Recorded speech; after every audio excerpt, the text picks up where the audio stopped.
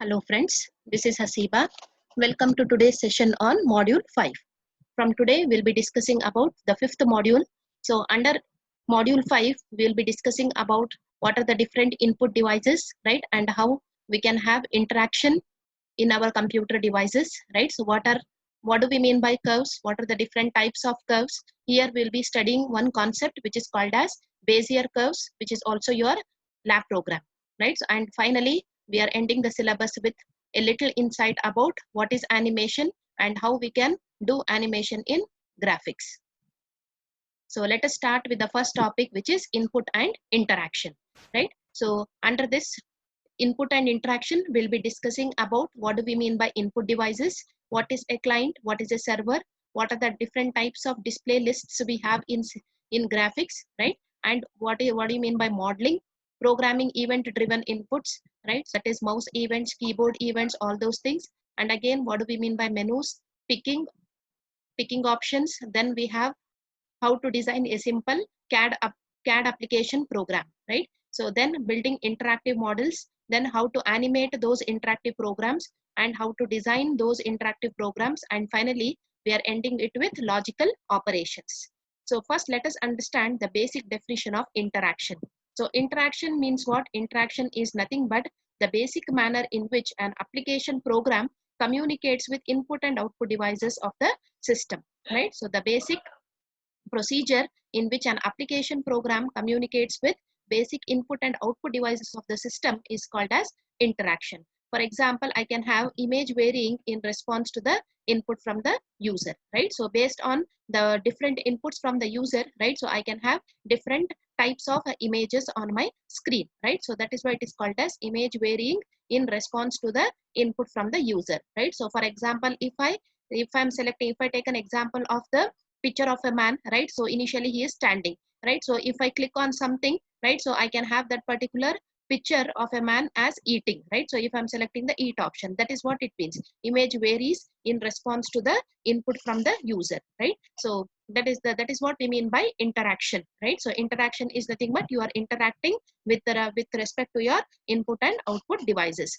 So in our computer graphics, right, so we have OpenGL as a graphics package in order to do all this interaction, right. But OpenGL doesn't directly support interaction, right. So it doesn't directly support interaction because we should have portability, right. So portability means it should be able to run on different operating system, right. So that is why OpenGL does not support interaction directly, right. So that it can maintain portability. However, we can have OpenGL, right. It provides this support by making use of GLUT library, that is our graphics library utility toolkit, right. So by installing this OpenGL files, right, so no matter on what type of operating system you are working on, right, so just by installing this OpenGL files, we will be able to execute all our graphics programs, right. So this library supports interaction with the keyboard, with the mouse, and hence enables interaction. I can have interaction with my basic input and output devices.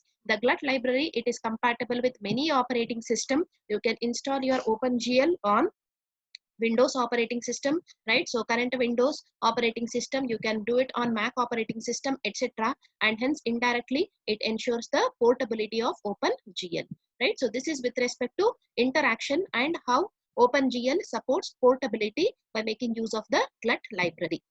The first topic under this is input devices. As we know, what are input devices? Input devices are those which provide input to the computer graphics application program, right? So the devices which provide input to any program, right? So they are called as input devices. So these input devices can be categorized into two ways. The first one is physical input devices. Second is logical input devices, right? So physical input devices are those devices which you can touch and feel, right. So for example, those input devices which have hardware architecture, we call them as physical input devices, right. So these physical input devices are classified into two broad categories, right. So the first one is keyboard devices and second is pointing devices. So keyboard devices like standard keyboard, flexible keyboard, handheld keyboard, etc., right. So these are basically used to provide character inputs like letters, numbers, symbols, right. So using a keyboard you can type whatever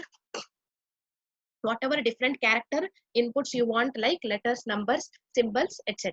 Right. So one more type of physical input device is pointing device, right? So we will be making use of pointing devices like mouse, trackball, light pen, etc. They are basically used to specify the position on the computer screen, right? So like how I'm moving my mouse now, right? So just to specify the position on the computer screen, those input devices are used. So such input devices, we call them as pointing devices. So coming to keyboard, right? So as you all know, what is a keyboard, right? So it is a general keyboard which has a different set of characters, right? So we say it has ASCII values. The every character will have an ASCII value, right? So it interacts with the programmer by passing the ASCII value of the key pressed by the programmer, right? So whenever you press small a, right? So the ASCII value is 97, right? So that 97 will be stored in the system's memory, right? So input can be given either single character or array of characters to the program, right? So input can be either just one single character, say for example enter key you are pressing, right? So or you are typing your name, right? So which is a group of characters. Next we have input device like mouse and trackball. So mouse and trackball are nothing but our pointing devices. They are basically used to specify the position on the computer screen. The mouse and trackball, they interact with the application program by passing the position of the clicked button, right? So whenever I want, right, so to click on something, right, so I can make use of my mouse as a cursor, right? So to point to that particular option, and I can open a file, I can close a file, I can do whatever I want, right? So just by clicking the button, right? So both these devices are similar in use and construction. So in these devices, the motion of the ball is converted to a signal which is sent back to the computer by a pair of encoders inside the device, right? So when you are rotating your mouse ball, right, so you can have your page move up and down, right? So the same way you can also change positions by making use of a trackball, right? So the whatever movement you are doing on the mouse, right? So the motion of the ball, it is actually converted as a signal which is sent to the computer by a pair of encoders inside the device. So these encoders, they measure motion in two orthogonal directions, right? So you can have direction from up to down, you can have direction from left to right, right? So the values passed by these pointing devices can be considered as positions, and they're converted to a 2D location in either screen or world coordinates, right? So wherever you are pointing to, that particular point will be considered as a 2D location, two-dimensional location, because we are pointing our mouse on a two-dimensional surface, right? So if I take my computer screen, it is a two-dimensional surface, right? So I say that it is converted to a 2D location. So thus, as the mouse moves across the surface, the integrals of the velocities, they yield the x comma y values that can be converted to indicate the position for a cursor on the screen as shown below, right? So say for example, I have the mouse button, right? So I'll be moving my mouse button, right? So when I'm moving the mouse button, so I can find out the point, right? So by having the x and y values, right? So x and y values of y values, so you can locate by using your mouse movement, right? So that is the cursor movement. So these devices, they are called as relative positioning devices, because changes in the position of the ball, it yields a position in the user program. That means wherever you position that particular mouse, right? So wherever you are moving your ball, right? So you are actually locating the position on the in the user program, right? So such devices, we call them as relative positioning devices. The third type of input devices are data tablets. So what are data tablets? It provides basically absolute positioning, right? So absolute positioning, you can use your data tablet and you can write or you can do whatever you want, right? So this is called as your data tablet, right? So it has rows and columns of wires which are embedded under its surface, right? So the position of this stylus is determined through electromagnetic interaction between the signals traveling through the wires and the sensors in the stylus, right? So this is how data tablet works. Next we have the input device, which is light pen, right? So you have, most of you have already used light pens, right? So it consists of light sensing devices such as photo cell, right? So the light pen, it is held at the front of the CRT screen. So when the electron beam strikes the phosphor, the light is emitted from the CRT. If it exceeds the threshold, then the light sensing device of the light pen, it sends a signal to the computer specifying the position, right? So whenever the electron beam from this particular light pen, it strikes your CRT, right? So CRT is nothing but your cathode ray tube, right? So when it strikes here, right, so what happens, you will get the position on that particular screen, right? So what is the major disadvantage? The major disadvantage here is that it has the difficulty in obtaining a position that corresponds to the dark area of the screen, right? So if at all you are pointing on some dark area of the screen, at that time it will be very difficult to determine the position on the screen. The next type of input device is joystick. So joystick is basically the is a stick which moves in two orthogonal directions, right? So you can move front, you can move back, you can move right, you can move left, right? So two orthogonal directions is interpreted as two velocities and integrated to identify a screen location. So this integration, it implies that if the stick is left in its resting position, that means there is no change in the cursor position. So if you are not moving the stick and it is in the resting position, that means there is no movement in the cursor. So the faster the stick is moved from the resting position, the faster the screen location changes. This joystick is variable sensitivity device, right? So it is a sensitive device. So the advantage is that it is designed using mechanical elements such as springs and dampers, which offer resistance to the user while pushing it. So such mechanical field is suitable for applications such as flight simulators, game controllers, right? So for any application where you are playing the games, right? So or you are doing any simulation purpose, right? So you can make use of your joystick as the input device. The next input device what we are discussing here is the spaceball. So spaceball is a three-dimensional input device which looks like a joystick with a ball on the end of the stick, right? So this is the ball, that is why it is given the name as the spaceball, right? Stick doesn't move, rather pressure sensors in the ball measures the forces applied by the user, right? So you are not moving like a stick here, right? But you are putting the pressure on the surface of the ball, right? So whatever pressure you are putting on the surface of the ball, based on those pressures or based on those forces applied by the user, right? So the cursor will be moved. The spaceball can measure not only three direct forces, which is up, down, front, back, left, right, but also three independent twists. So totally the device can measure 6 independent values and thus has 6 degrees of freedom.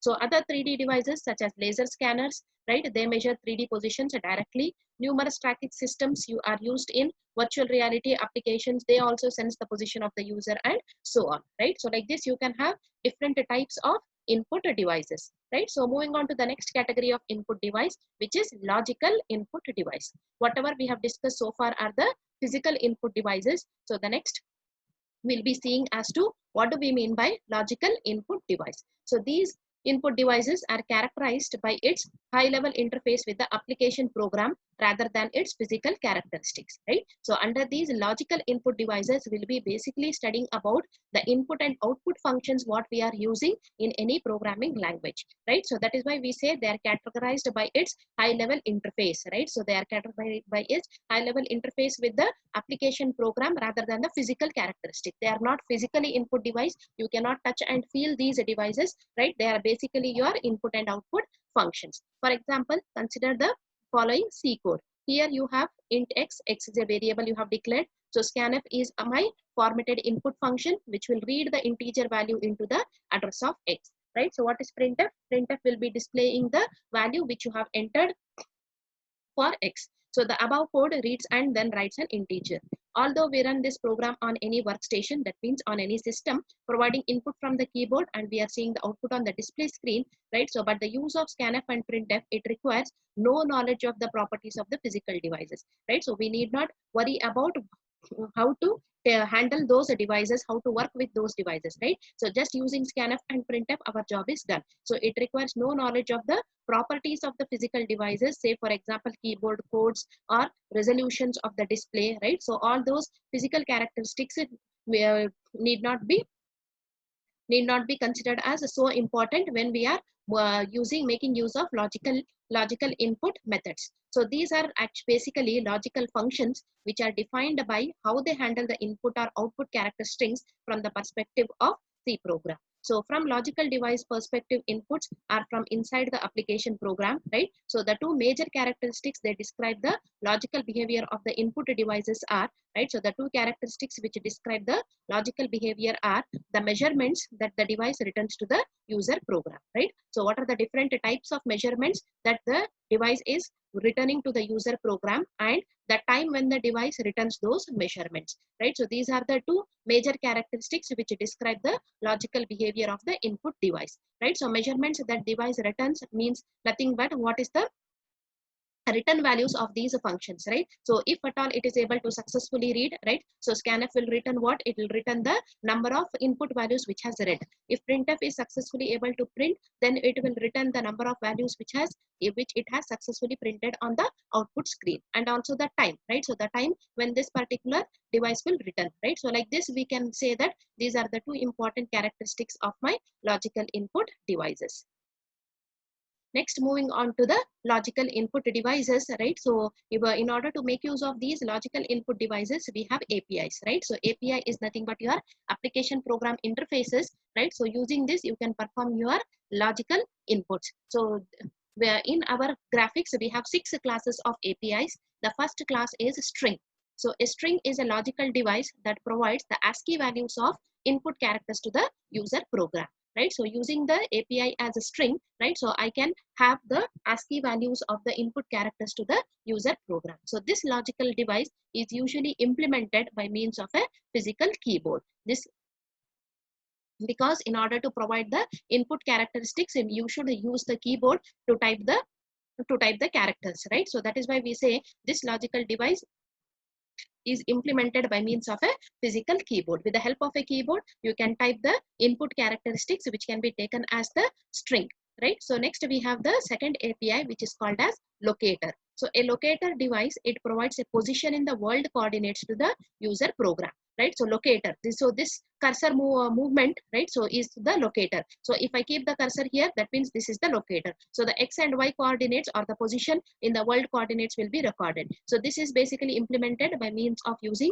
pointing devices such as mouse or trackball. So if I go here, so the location on my screen, right? So the X and Y values will be captured, right? So with the help of the pointing devices, I can make use of this API, right? So which is locator. Next I have pick. So a pick device, it returns the identifier of an object on the display to the user program, right? So wherever the object is appointed, right? So every object or every device will have a device ID. So that is called as the identifier. So a pick API or a pick device, it returns the ID of an object on the display to the user program. So it is basically implemented with the same physical device as the locator, right? So that means by making use of the mouse or trackball, but has a separate software interface to the user program, right? So in OpenGL, we can use a process of selection to accomplish picking, right? So in order to accomplish this picking, we can use the process of selection in my graphics, right? So when we discuss a program, then you'll understand how actually pick is implemented. Next, we have the next, which is called as the choice, right? So in choice, it is basically as your drop down menu, your scroll bars, your graphical buttons, right? So this choice API will be implemented. So a choice device, it allows the user to select one of a discrete number of options, right? So out of these options, which option you want to select, that is what we mean by choice. So in choice, in OpenGL, we can use various widgets provided by the Windows system. So what is a widget? It is a graphical interactive component provided by the Windows system or a toolkit. That means we can have menus like how we have a menu bar here, right? So I can have scroll bars, right? So here I have my scroll bar, right? So then I can have scroll bar. I can also have my graphical buttons, right? So for example, a menu with n selection acts as a choice device, allowing the user to select one of the n alternatives, right? So all these things can be implemented by using your choice API. Next, we have valuators. So valuators, they basically provide analog input to the user program on some graphical systems, right? So there are boxes or dials to provide the value, right? So sometimes you are recording a video, right? So your voice signal is recorded. So all these are nothing but your analog inputs, right? So in order to do that, we are making use of valuators. Then we have stroke. A stroke device, it returns array of locations, right? So for example, pushing down a mouse button starts the transfer of data into a specified array, and releasing of the button ends this transfer, right? So you have played your word search a quiz, right? So what did we do in word search? Whenever I want to select a word, right, so I'll be clicking there and I'm dragging the mouse button till that word is selected. Say for example the word is polygon, right? So till the word is selected, I'm making use of my word search, right? So the same way here, what happens, that is called as a stroke. It returns an array of location. For example, pushing down a mouse button, right, so till it is released, right? So till it is released, this entire thing is called as a stroke, right? Say for example, I'm selecting here, this is a stroke, right? Next, we have different types of input modes, right? So in input devices can provide input to an application program in terms of two entities, right? We have something called as a measure and we have something called as a trigger. So measure is what, measure of a device is what the device returns to the application program, right? So whatever we are getting in return, in the return from the device to the application program, we call it as the measure. So measure of the device is nothing but what the device returns to the application program, whereas a trigger is nothing but a physical input on the device with which the user can send the signal to the computer, right? So for example, the measure of a keyboard is a single character or array of characters. For example, you are typing your name, right?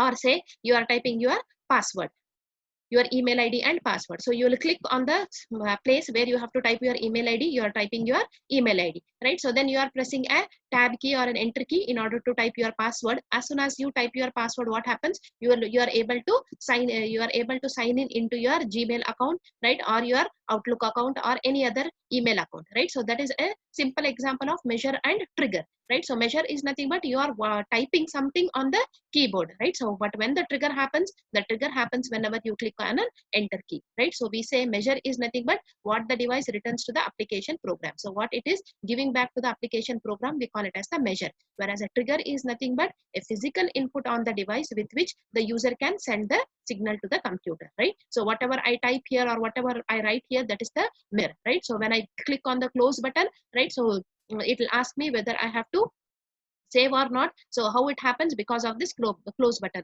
right? So that is called as the trigger, right? So it is a physical input on the device with which the user can send signal to the computer, right? So for example, the measure of a keyboard is a single character or array of characters, whatever you are typing, that is the measure, whereas a trigger is the enter key.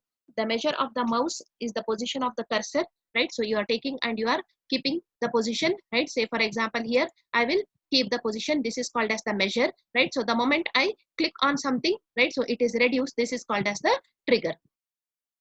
That is the difference between measure and trigger. So the application program can obtain the measure and trigger in three distinct modes. There are three distinct modes in order to obtain the measure and trigger. So the first mode is called as the request mode.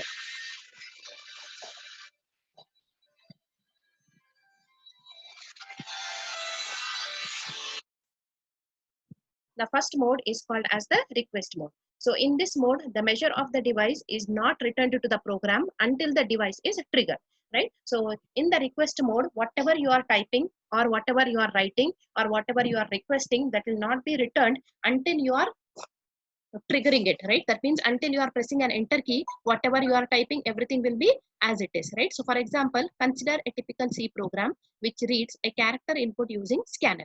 So when the program needs the input, it halts when it encounters the scanf statement and waits while the user type the characters at the terminal, right? Say for example, you have asked enter the array elements, right? So you are typing the array elements. So what will happen on the output screen? You will get the statement enter the array elements and the system waits for you to type the input. So the data is placed in keyboard buffer whose contents are returned to the program, right? So whatever input values, whatever array elements you have typed, say for example, I am asking you to type 5 array elements and you are typing 10, 20, 30, 40, 50, right? So all these data, it will be placed in the keyboard buffer and it has to be returned to the program. So when it will be returned? Only when you press an enter key, right? So the data is placed in the keyboard buffer whose contents are to be returned to the program only after the enter key. So enter key is the trigger here. The moment you press an enter key, right, so the complete data whatever you have typed from the keyboard buffer, it will be transferred to the program.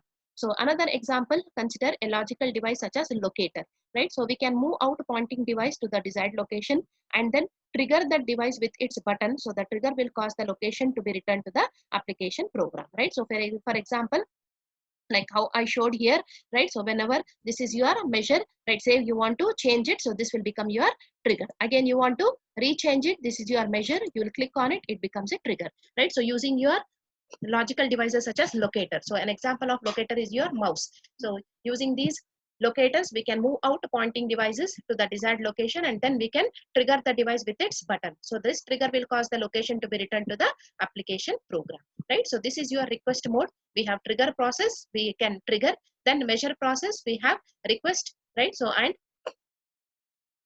whatever measure process is there, right? So that will be going to the program, right? So and the program will request the measure process in order to give the measure. That means the values will be passed to the program. The next type of mode is very simple, which is called as sample mode, right? So in this mode, the input is immediate. That means as soon as the function call in the user program is executed, right? Say for example, I have written one program in which I'm adding two numbers. I'm writing an add function, right? So as soon as the function add function is there, right, immediately the control will be transferred to the program. You are not triggering anything in your program. You have written inside the main program, you have just written the function call as add, right? So by default, the control will be transferred from to the add function wherever it is written and wherever it is located, right? So the numbers will be added and then the return value will come back to the main function. That is called as the sample mode, right? So there is no trigger process here, right? So this is input is immediate. So as soon as the function call in the user program is executed, the measure is returned.